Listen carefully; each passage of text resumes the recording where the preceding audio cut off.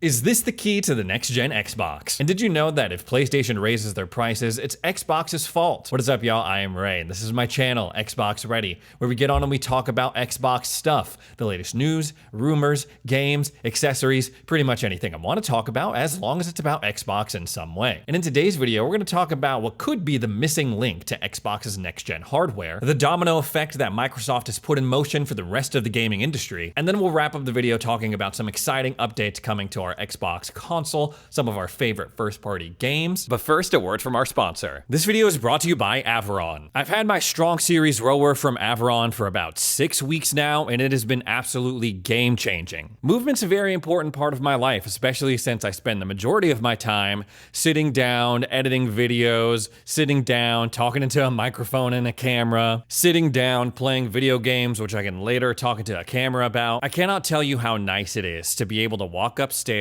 and get a good quality full body workout in with my Strong Series rower. The convenience and ease of use make sure that I get moving even on days when I don't really feel like it. The rower can provide up to 100 pounds of resistance, so you can always be challenging yourself. The fan offers really smooth resistance and rides, and it has vents on either side that propel the air towards you. The harder you go in the workout, the sweatier you get. A more underrated thing about this rower is that out of all the rowers I've used at various gyms throughout my life, the seat on this rower is by far the most comfortable. Perfect for longer, more endurance-focused rows, and once I'm done, all I need to do is flip it on its front, and I'm able to store it vertically. It's perfect for my space. If you want to check out the Strong Series rower or any other awesome Avowed product, they have some of the best prices that they'll have all year going on right now. And you can get an additional $50 off if you use my code XboxReady50 at checkout. Just scan this QR code or visit the link down in the description. Thanks again to Avowed for sponsoring this video. There's so much discussion about Xbox consoles dying, they're dying, which is something I've just never experienced before, especially when we're hearing all this news about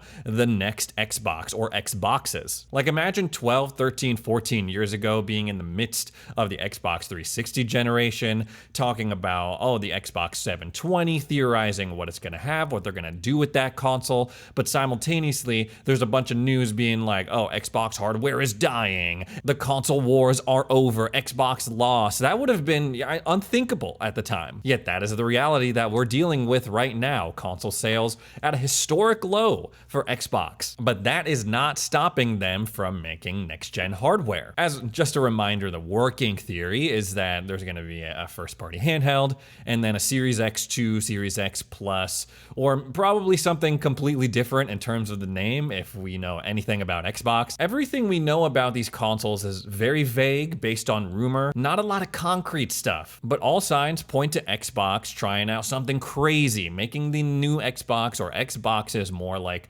PC console hybrids, so it fits in with the rest of their ecosystem, the rest of their philosophy that they're currently employing. The whole this is an Xbox thing, expanding on PC, expanding on cloud. Is all of that de-emphasizing the console? Of course, yes. Absolutely. But hey, that's Xbox in 2025. I was browsing through Windows Central, came across an interesting article, a write-up that they covered that was originally discussed on Thorit.com or Thoreau.com. They're basically talking about this job listing on Qualcomm's website, the people who make the Snapdragon chips.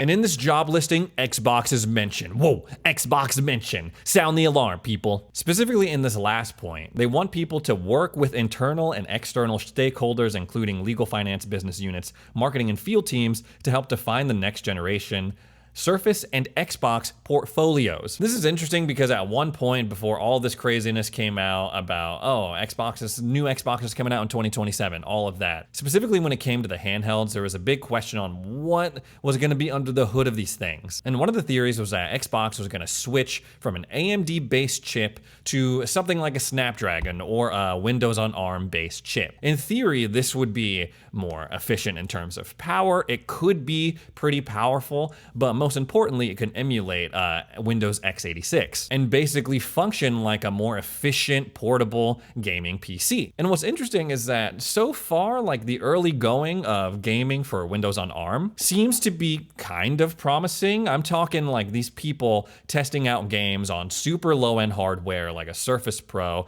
devices that don't even have a dedicated graphics card, being able to run games like Cyberpunk at 1080p pretty well. The only issue is that not every game is compatible.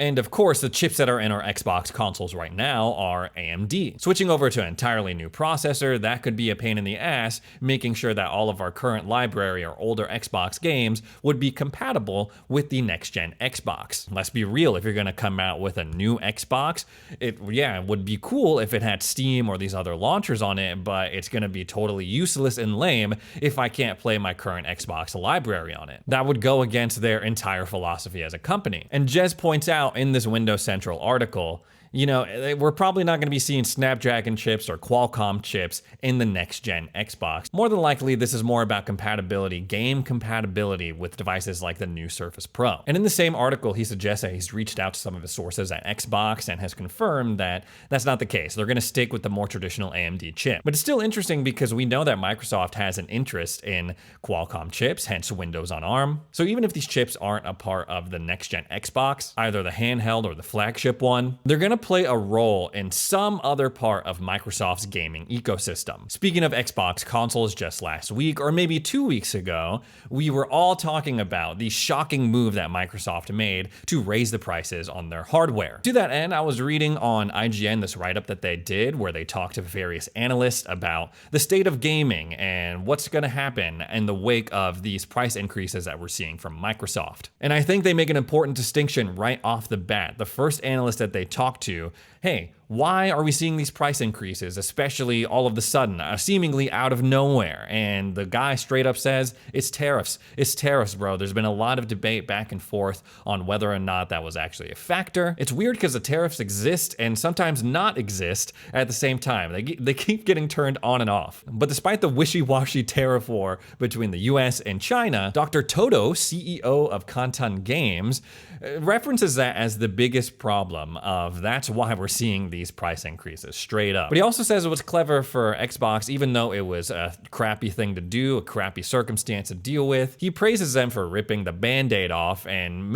just rolling out these price increases all at once. I mean, that's about all you can do at that point, right? The majority of this article is theorizing that because Xbox is raising prices on their hardware, on their games. PlayStation is soon to follow. Now, I know Nintendo did it first. They did technically do it first, but Nintendo, they're on their own little island, man. They're doing their own thing, minding their business. They've always been separate, a separate sort of thing. Even though they are a console, a video game console, they've always been separate from the things that Microsoft and PlayStation are doing. And I mean, it doesn't take an analyst to figure out that PlayStation is probably gonna raise their prices. We've seen it from them multiple times in the past on hardware, on games. They were one of the first to charge $70 for a first-party game before Xbox got in on it. Historically, when it comes to hardware, Xbox has been pretty chill in terms of their prices, with the exception of, I know that they've been raising prices in India and other markets, but by and large, they've stuck firm on their prices, with the exception of Game Pass. We've seen restructuring, we've seen price increases when it comes to Game Pass, and that's my big worry when it comes to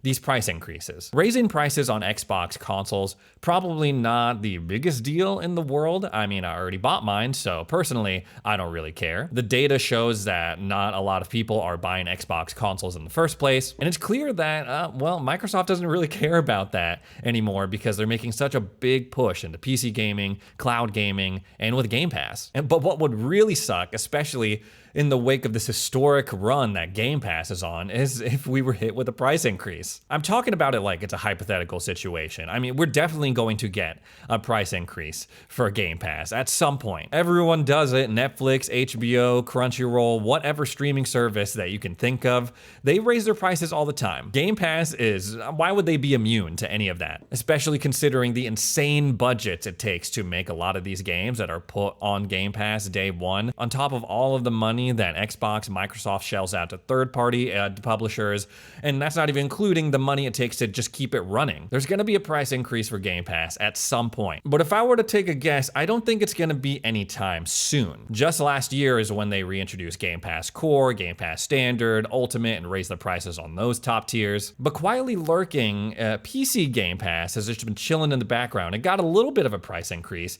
but it's still cheap as hell. $12 a month. My bet is that they would keep that price, specifically PC Game Pass, as low as they can for as long as they can. Because remember, they're still in the process of trying to convince people to jump on over to Steam, to Xbox as their primary game launcher. And what better way to do that than with a good deal? Hey, there's this dirt cheap way to play the latest AAA games. We got bangers being added day one every month. They could all be yours for $12 a month. I am afraid of a price increase on the console side for Game Pass because we've heard things in the past that in terms of subscribers on Game Pass, it's reached a saturation point for the console player base. So if they're not gonna get a ton of new subscribers on the console side, they're gonna have to figure out a way to make more money off of them, and that the obvious answer is to raise the prices on them. But that's a problem for future Ray to worry about. I'm trying to live in the moment, guys. I'm trying to enjoy what I have in the now. And what we have to look forward to today is an exciting update coming to one of Xbox's most celebrated first-party titles, Avowed. I can't believe this game came out 3 months ago, back in February. So many other games have been released between Avowed dropping and now. It's crazy. I liked Avowed. I had fun with it, but to be completely honest, I've completely forgotten about it ever since I was sucked into the Oblivion remaster. Maybe you fall into that category too, and maybe this new update they just dropped will convince you to return to the world of Aora, return to the Living Lands, or maybe you'll see this roadmap and think, oh no, I'll wait until summer of 2025 or fall of 2025, because that has the stuff that I really want. The update they just dropped features an arachnophobia safe mode. This is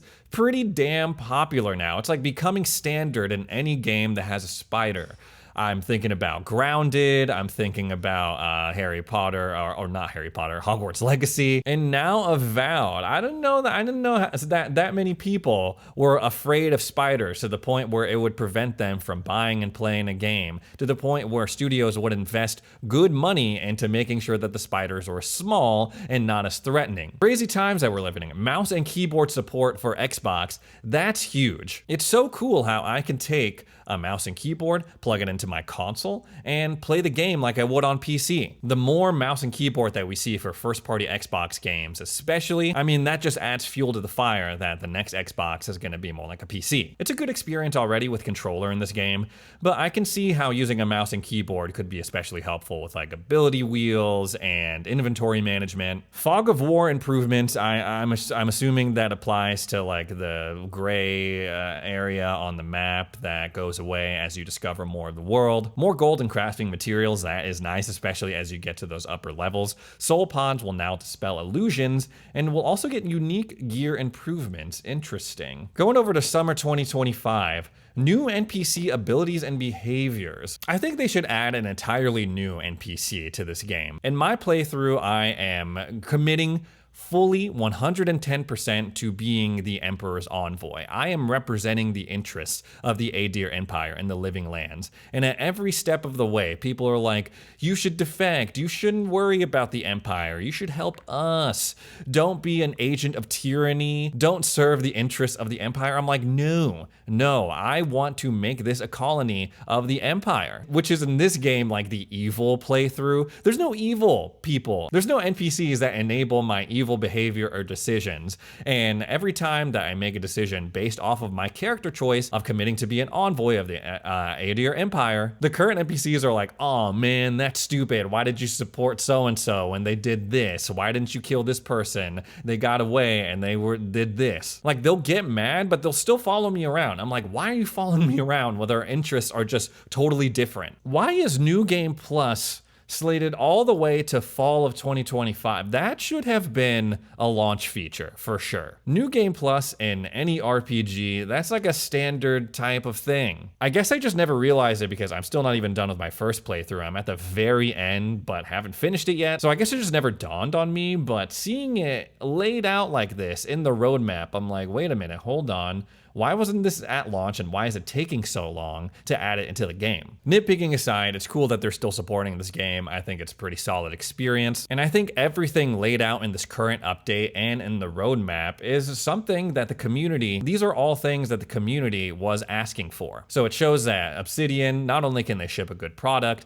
but they're able to listen to their fan base, their core fans, and implement meaningful change that they want to see. Anyways, guys, that's all the Xbox stuff I have to talk about today. Thanks so much for joining me for another edition of Xbox Ready. If you made it this far into the video, consider subscribing. Help me on my journey to 200,000 subs. Thanks again for watching, and we'll see you in the next video.